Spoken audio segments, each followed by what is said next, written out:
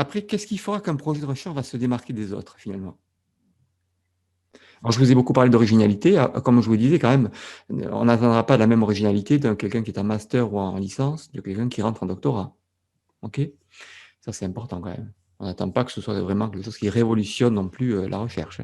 Alors, il y a aussi que le fait que quand même, on attend quand même qu'un sujet soit d'actualité, qu'il y ait un intérêt actuel. Ça, c'est important aussi quand même. On l'a pas beaucoup évoqué, mais un sujet qui est quand même d'actualité, sur lesquels les recherches se basent actuellement, c'est aussi important. C'est faire preuve aussi d'originalité un petit peu. Alors, ça va dépendre des disciplines, bien sûr, et l'actualité. Il y a des sujets qui sont vraiment d'actualité, d'autres qui le sont moins.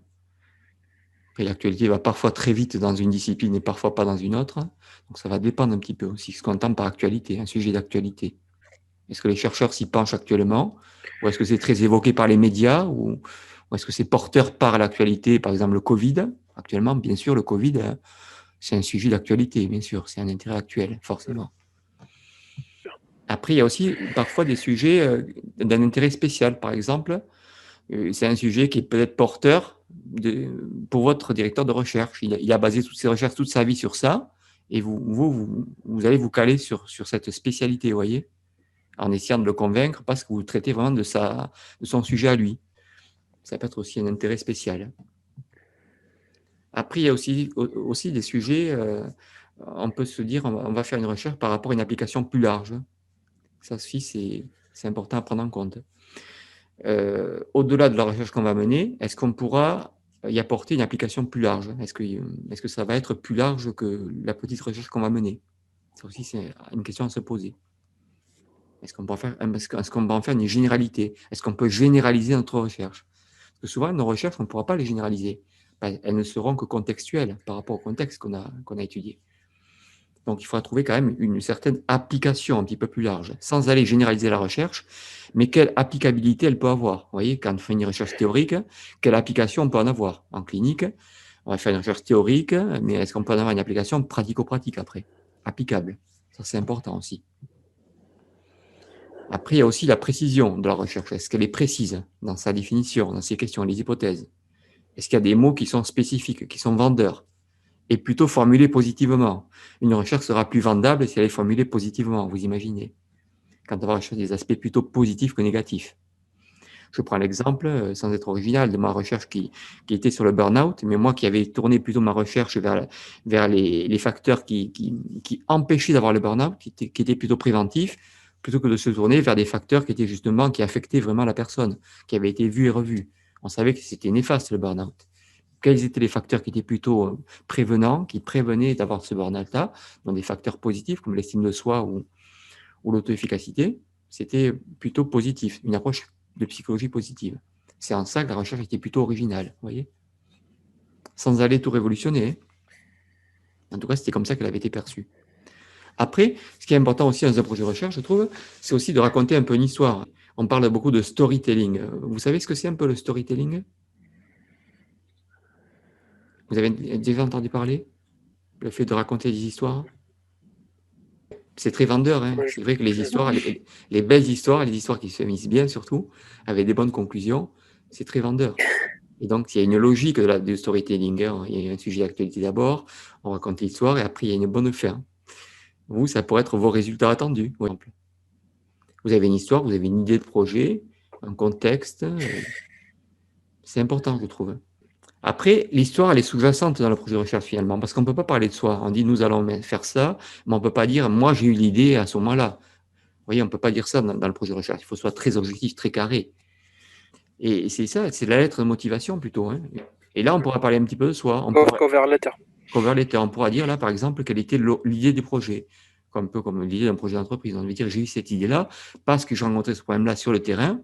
Ça m'a évoqué ça. Je me suis dit, pourquoi pas en faire une recherche. Et là, on peut l'évoquer peut-être, l'origine de l'idée.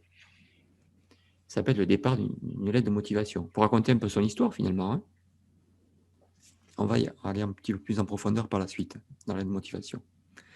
Après, dans cette idée de vendre son projet, on va appeler ça aussi une USP. En anglais, c'est Unique Selling Proposition. C'est une proposition unique de vente, en fait. Et il va falloir générer un peu d'enthousiasme. Il dit j'achète, quand il dit j'achète dans son émission M6, vous savez, quand on lui propose des choses, c'est tout à fait ça. Il faut arriver à convaincre d'acheter un peu votre projet finalement. C'est le convaincre. Quand il dit j'achète, c'est qu'il est convaincu. La personne a réussi à le convaincre d'adhérer à son truc, quoi. Vous voyez? Donc vous devez arriver au même résultat, alors que ce soit, par exemple, si vous vendez, enfin, entre guillemets, quand je dis vendre, c'est proposer votre projet pour qu'il soit accepté. Entendez-le comme ça. Hein. Alors que ce soit, par exemple, on va le voir tout à l'heure, mais auprès d'un directeur de recherche, ou alors auprès d'une commission qui serait susceptible de vous financer votre projet. C'est ça qu'il faut arriver à faire, finalement. Et cette proposition, en fait, elle peut être basée sur l'occasion unique d'étudier une situation ou d'utiliser une technique. Ça, c'est important, je trouve. Alors, elle peut être basée sur l'occasion unique d'étudier une situation ou d'utiliser une technique qui n'était pas disponible auparavant, ou cela pourrait impliquer l'accès à des données normalement non disponibles. C'est ça qui va faire un petit peu que votre proposition puisse être unique. Est-ce que vous êtes d'accord avec ça? C'est vraiment quand même, je trouve, un plus pour les demandes de financement et les places limitées en PhD et les distinctions pour les prix, vous voyez, que vous puissiez avoir un projet finalement que vous seul puissiez porter, ou alors que vraiment ça fait vraiment, on est quand même vraiment là quand même dans l'originalité. Hein. On revient quand même vers cette fameuse originalité qu'il faut rechercher quand même, quelque chose qui vous distingue vraiment des autres. C'est ça qui fait l'originalité d'un projet et qui fait là aussi la proposition unique, que vous seul pouvez la faire, vous seul avez trouvé l'idée, vous voyez, jusque-là, ça n'a jamais été fait. Alors, c'est pas possible à toutes les fois, hein, bien sûr. Hein. C'est pas ce qu'on vous demande en master. Hein. En master, on vous demande de chercher une étude modeste. Et en PhD, on va vous demander, par contre, d'apporter un petit peu plus de connaissances déjà, des connaissances déjà disponibles. Après, on peut l'enrober, entre guillemets. Elle ne peut pas être unique au départ, mais on peut essayer de l'enrober pour qu'elle soit unique, vous voyez, pour la vendre de manière plus probante. C'est ça hein, que je veux dire. Hein. Ça vous parle, en tout cas, ce que je vous dis là? Trouver une situation, ou en tout cas une technique, peut-être, qui n'était pas disponible, et que vous allez apporter un nouveau champ disciplinaire, peut-être, ou accéder à des données qui étaient normalement pas disponibles, auxquelles vous avez accès. C'est vraiment là l'opportunité, vous voyez, que vous pouvez saisir. Cette recherche elle peut être faite maintenant et plus après, vous voyez. Donc, il faut saisir l'opportunité aussi.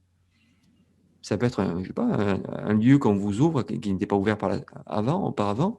Ça va être plein de choses, en fait. Hein. C'est l'opportunité qu'il faut saisir, finalement. On pourrait presque être dans le domaine de la sérendipité. Est-ce que vous connaissez la sérendipité? Exactement ça. C'est trouver par hasard quelque chose qu'on n'avait pas trouvé. On ne le cherchait pas et on trouve ça par hasard finalement. On se dit, waouh, c'est vachement pertinent. On ne s'y attendait pas à le trouver, on le trouve et ça nous ouvre un nouveau monde, une nouvelle fenêtre en fait, une nouvelle œillère. Et c'est vers quoi on va tendre après. Vous voyez, c'est parfois quand on fait des recherches sur Google, on tombe sur des trucs dont on ne pensait pas. On ne cherchait pas ça et on trouve un truc qui nous éclaire finalement sur un truc qui est vraiment pertinent. On se dit, ah ouais, c'est le Eureka. J'ai trouvé quoi. J'ai trouvé ce que je voulais trouver ou ce que je voulais pas trouver. Mais en tout cas, voilà, ça m'oriente vers une bonne piste. C'est très important, je trouve. Après, je trouve qu'il y a quand même une meilleure chance de vendre une idée de recherche s'il est possible de générer pas seulement de l'intérêt, mais surtout de l'enthousiasme, vous voyez. Alors, on peut intéresser quelqu'un, ouais, une personne va dire, ouais, c'est intéressant votre projet, ouais, ouais. Par contre, quelqu'un peut être vraiment enthousiaste quand il lit votre projet. Il peut se dire, ah ouais, quand même. Là, quand même, ouais. Là, je suis quand même vraiment emballé. Je suis enthousiaste et je ne m'attendais pas du tout. Et ça vaut vraiment la peine. Il a vraiment mis le point sur quelque chose qu'il fallait vraiment faire de la recherche. Et là, oui, c'est vraiment un projet qui m'enthousiasme. Vous voyez, un projet enthousiasmant. Parce que susciter l'intérêt, oui, c'est intéressant, oui, mais pas plus, quoi. Vous voyez, on pourrait se dire, ouais, et alors, d'accord, le projet est bien, mais encore, comment tu pourrais mieux me convaincre encore plus? Après, je ne sais pas si vous connaissez cette structure AIDA ou pas. Est-ce que vous avez déjà entendu une structure AIDA hein, avec attention, intérêt, désir et action? C'est quelque chose qui est très utilisé en marketing, pour ceux qui sont dans le marketing peut-être. Ça vous parle ou pas? Pas du tout. Pas du tout. Vous découvrez cette structure en fait. On l'utilise beaucoup dans le copywriting. Le copywriting, vous savez ce que c'est?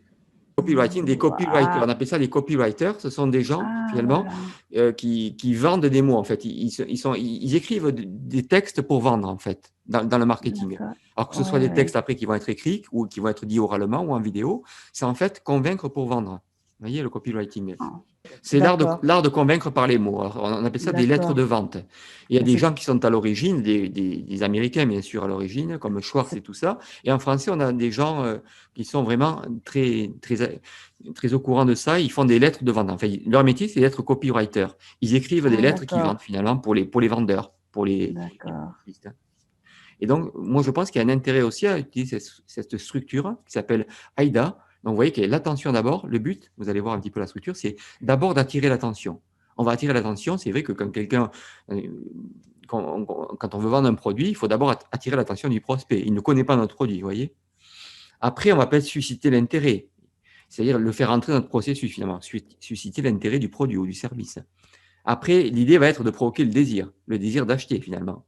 Et après, en dernier lieu, on va le faire passer à l'action. On va faire un appel à l'action pour vraiment qu'il achète le produit, vous voyez. C'est un petit peu ça, cette structure, en fait. Alors, cette structure, elle est adaptée au copywriting, mais aussi pour vendre voilà, pour faire des paragraphes, pour convaincre des gens, vous voyez. Est-ce qu'elle vous parle quand même? Est-ce qu'elle vous paraît pertinente ou pas? Parce qu'on l'utilise bien sûr en publicité, mais aussi pour convaincre, hein, dans la persuasion, hein. Et nous, notre projet de recherche, ça va être finalement, au bout, qu'on nous valide le projet, vous voyez, notre projet soit accepté. C'est ça qui est important. Donc, moi, je vous invite vraiment à avoir cette structure en tête, de faire prendre connaissance du projet. Finalement, quelqu'un qui ne vous connaît pas, vous allez remettre votre projet d'abord, ou vous faire connaître en tout cas, l'interpeller, susciter son attention, vous voyez. Tu vas devoir te faire connaître. Alors, tu peux envoyer un mail ou le contacter par téléphone, mais en tout cas, tu vas devoir te présenter à la personne, voilà, pour dire qui tu es et ce que tu veux. D'abord, susciter son attention dans un premier temps. Après, la démarche va être de susciter son intérêt quand il va commencer à te lire, hein, où tu vas lui présenter ton pitch qu'on va voir après. Je vais vous présenter aussi ce que c'est le pitch. Au moins, susciter son intérêt. Après, on va aller vers le désir finalement de travailler avec vous. Ça, c'est important. Et après, vraiment le convaincre de valider ce projet-là. Alors, ça peut être, comme je vous disais, ou un directeur de thèse, ou un directeur de mémoire, ou alors un comité susceptible de vous accorder un financement. C'est vraiment ça, cette logique, pour arriver à faire accepter votre projet. Voilà, c'est terminé pour aujourd'hui. Je vous invite à liker la vidéo si vous l'avez appréciée et à vous abonner à cette chaîne en cliquant sur le bouton s'abonner. Je vous dis à très bientôt pour une nouvelle vidéo. Merci.